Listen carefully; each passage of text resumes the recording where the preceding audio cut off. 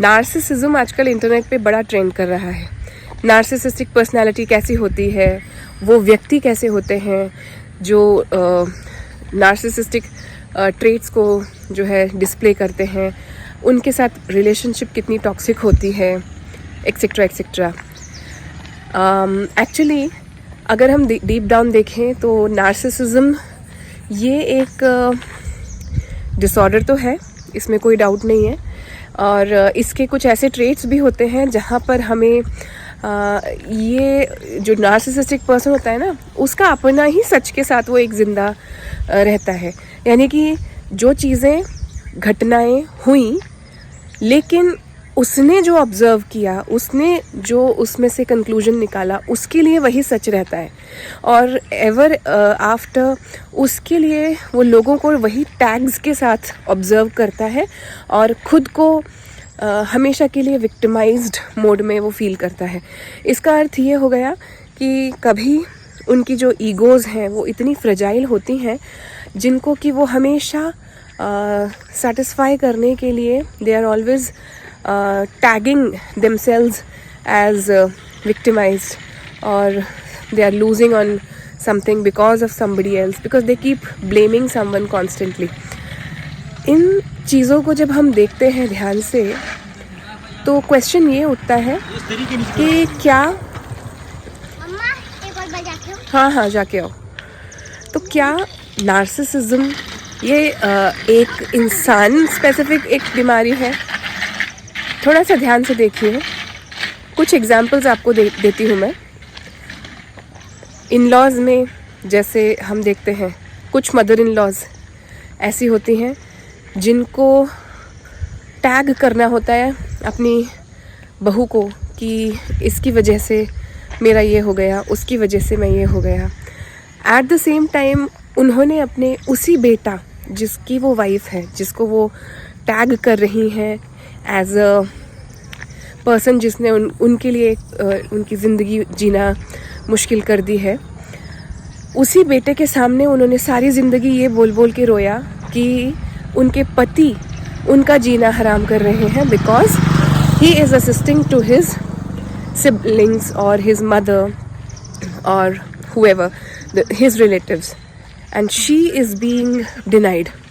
उनको और उनके बच्चों को whatever was supposed to be there, you know,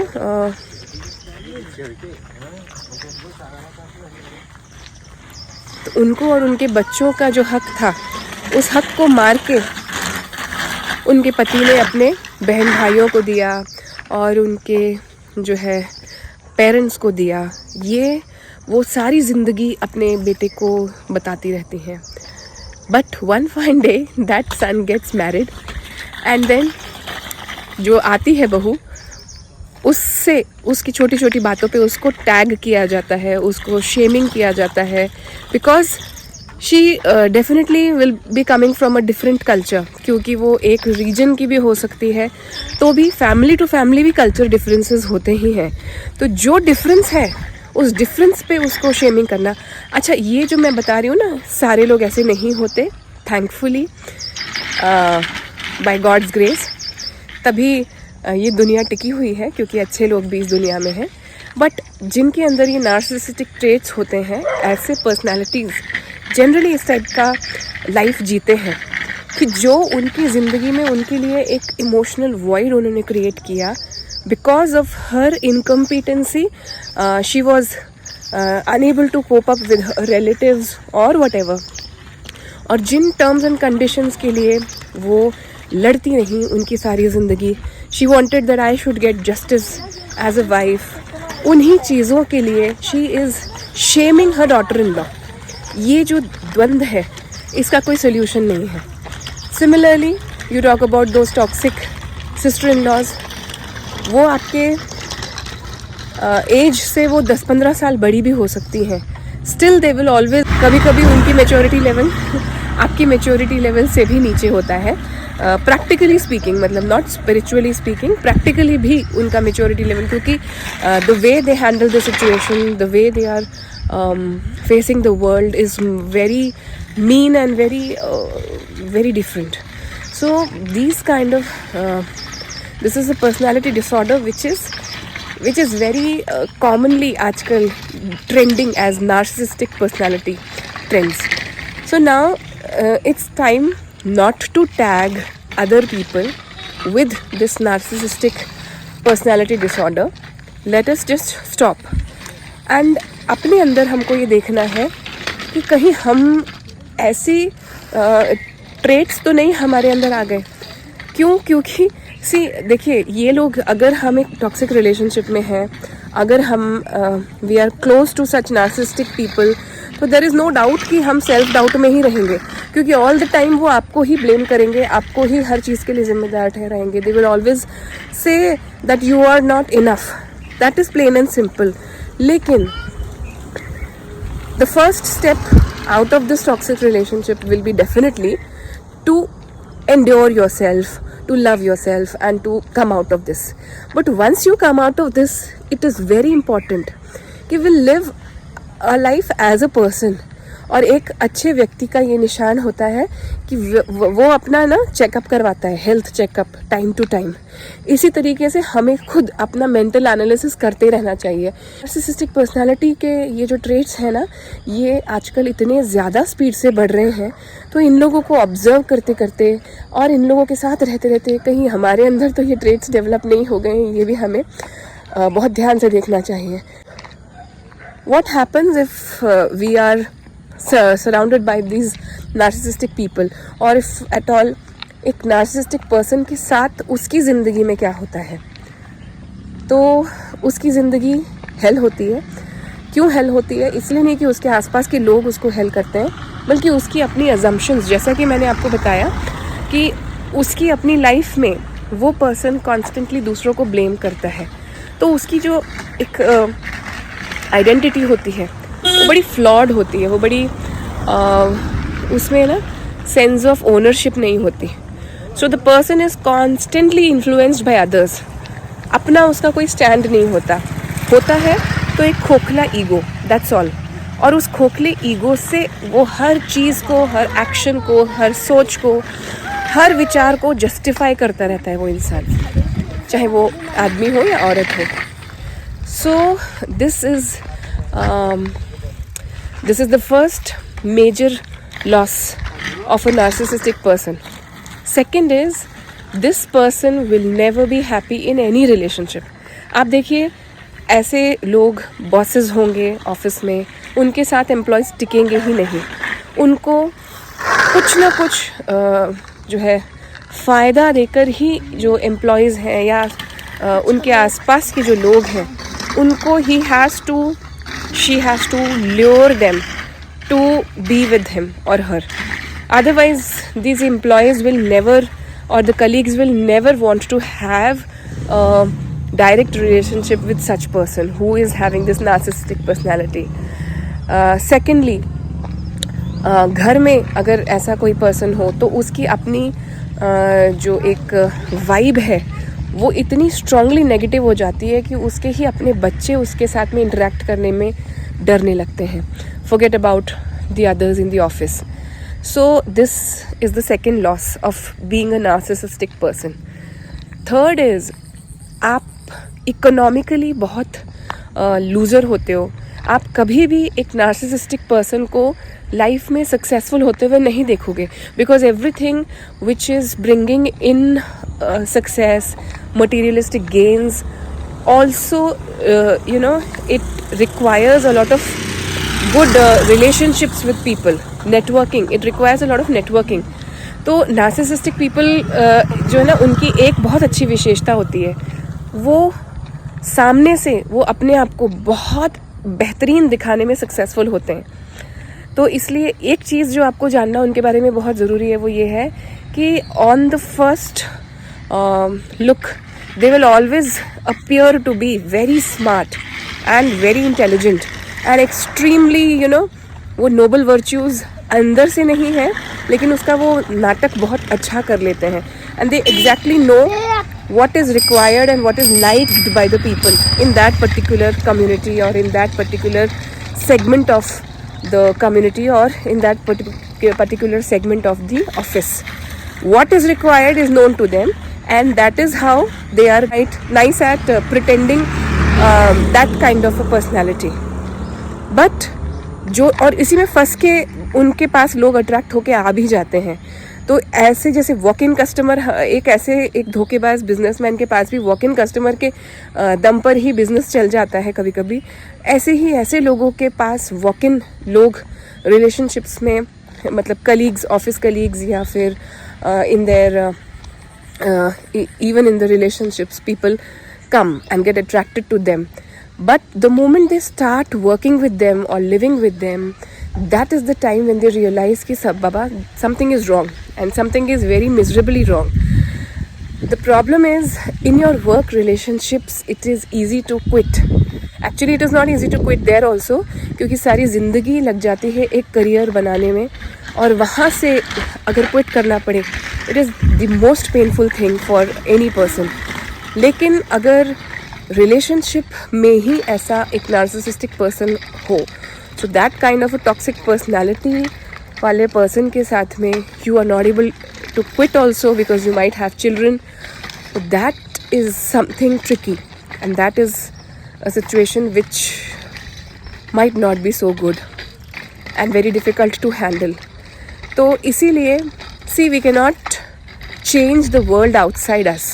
All we can do is we can take our decisions, which is the best thing to do. अपने आप को protect करके चलना, अपने आप को सेफगार्ड करके चलना, so that you bear the minimum loss.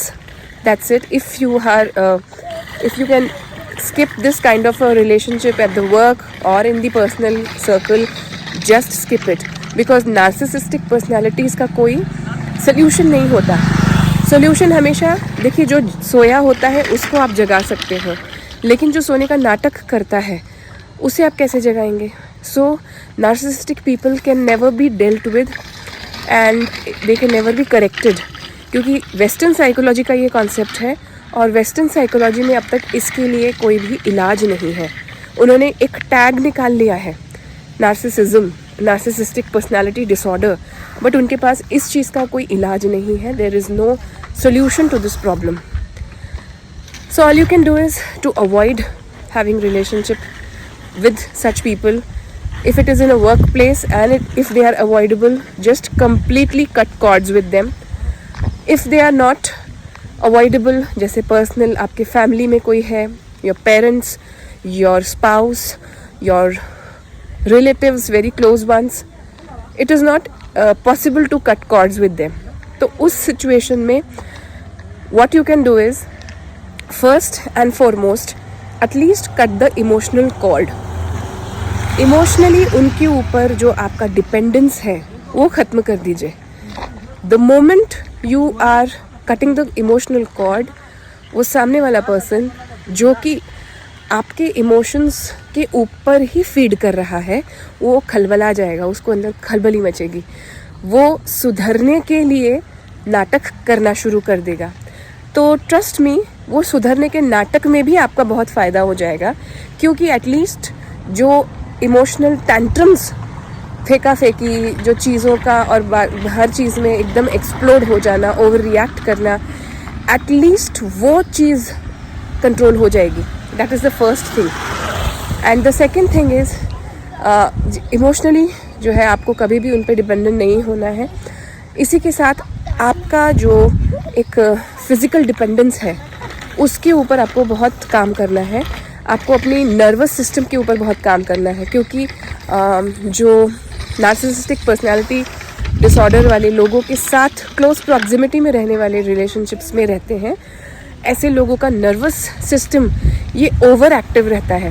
Because वो कभी भी कुछ भी they can any time they can throw a tantrum, they can any time anyways they can behave in a very unexpected way which you are not which you have never imagined और anticipated. So इसलिए ये जो लोग होते हैं इनकी close proximity में, they might be ना extremely over active bye there nervous systems. तो आपको, अगर ऐसे आप क्लोज प्रॉक्सिमिटी में ऐसे किसी इंसान के साथ हैं, cool down, just bring your nervous system down. रात को सोने से पहले मेडिटेशन करें और मेडिटेशन करने के लिए मेरे जो आप्त शिक्षण चैनल है, मैं रोज़ उसके ऊपर लाइव आने वाली हूँ रात को 10 बजे, and I will put you to sleep. Y?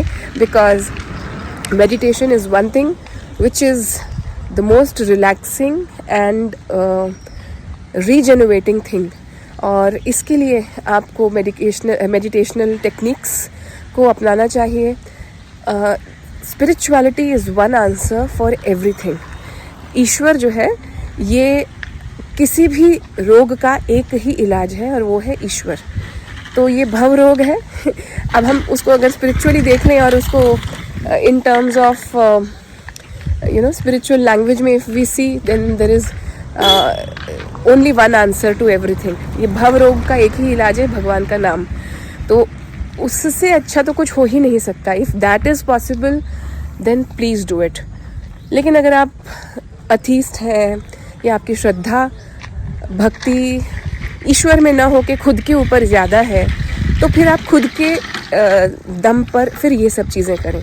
Do meditation, do exercise, calm and relax your nervous system. Put yourself to various tests.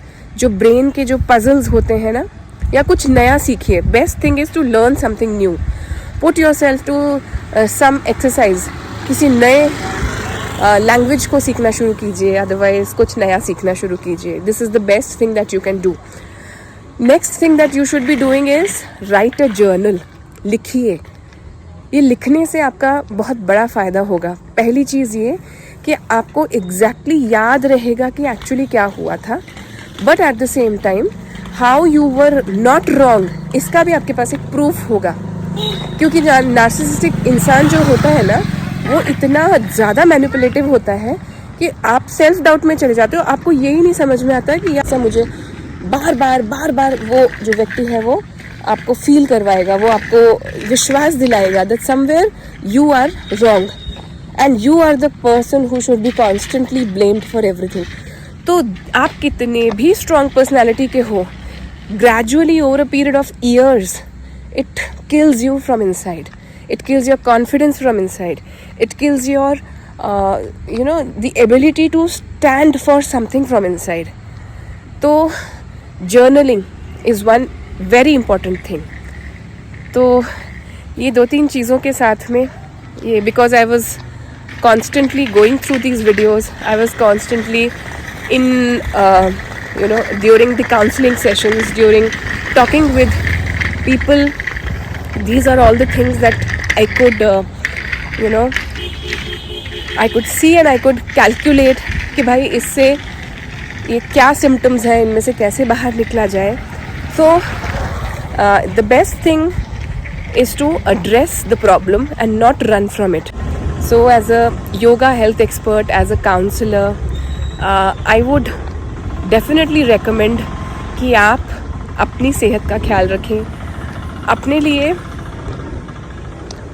address करना start करें. See, it is always easy to escape from the problems, but they will always reoccur and they will always keep coming back unless and until you start addressing the problem. The first and most important thing is to address the problem in the first case. बाद में take measures to overcome it. उसमें से बाहर निकलने के लिए हमें कुछ ना कुछ करना चाहिए. So you see, इस वीडियो में मैंने आपके साथ क्या क्या डिस्कस किया. पहली चीज़, नार्सिसिस्टिक पर्सनालिटी कैसी होती है. नार्सिसिस्टिक ट्रेट्स में जो व्यक्ति होते हैं उनके कैसे सिम्टम्स होते हैं, कैसे उनके अंदर आपको कौन सी चीज़ें दिखेंगी जो बहुत लाउड एंड क्लियर दिखेंगी. तीसरा, नार्सिसिज्म ये धीरे धीरे बढ़ता जा रहा है, तो कहीं ये हमारे अंदर तो स्टेप इन नहीं कर रहा है. अगर कर रहा है तो वहीं रुक करके अपने ऊपर कार्य करने की बहुत ज़्यादा आवश्यकता है, क्योंकि दूसरों में दोष देख करके ज़्यादा ये होने की चांस है कि हम में भी वही दोष की निर्मित होने लगे. एंड इसमें मैं कोई अतिशयोक्ति नहीं बोल रही हूँ. ये over a period of time आप एक्सपेरिमेंट करके देख लीजिए, फिर शायद आपको मेरी बात पे यकीन हो जाए. तो इसलिए हमको ऐसे लोगों के साथ में we have to be in constant vigilance कि ये दुर्गुण जो है ये मेरे अंदर नहीं आना चाहिए. नेक्स्ट हमने देखा क्यों हमें जो है नार्सिसिस्टिक पर्सनालिटी अपनी नहीं होने देना है। क्या लॉसेस हैं, क्यों एक नार्सिसिस्टिक पर्सन हमेशा लूज़र ही रह जाता है, तो उसके बारे में हमने कुछ पॉइंट्स देखे और उसके बाद हमने देखा how to take care of yourself if we are in close proximity of such people. तो ऐसे लोगों के साथ अगर मजबूरी में रहना पड़े तो अपने आप का ख्याल कैसे रखें। आज का वीडियो बस इतना ही। Stay tuned to my channel. I would request all of you to please subscribe to my channel. ऐसे बोलना बड़ा ही कॉमन लगता है, but you know it really motivates us. एक सब्सक्राइबर भी बढ़ता है तो that gives us a smile on the face. So thank you so much.